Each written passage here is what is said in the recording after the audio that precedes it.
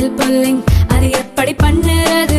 காலையில் எழுந்ததும் எதுவும் சாப்பிடாமல் இதயம் வளத்தை வாயில ஊத்தி நல்லா கொப்பளிக்கணும், அப்புறம் அதை துப்பிடணும். இதுதான் ஆயில் புல்லிங்.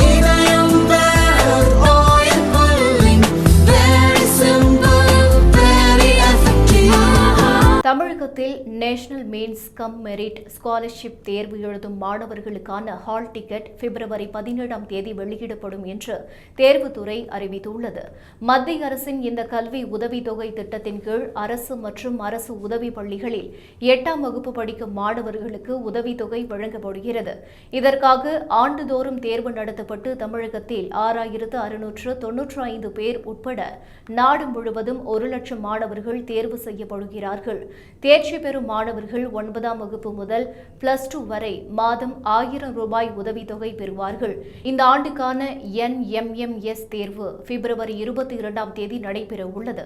இதற்கான ஹால் டிக்கெட்டை dge.tn.gov.in என்ற தேர்வுத்துறை இணையதளத்தில் பிப்ரவரி 17ஆம் தேதி வெளியிடப்படும்.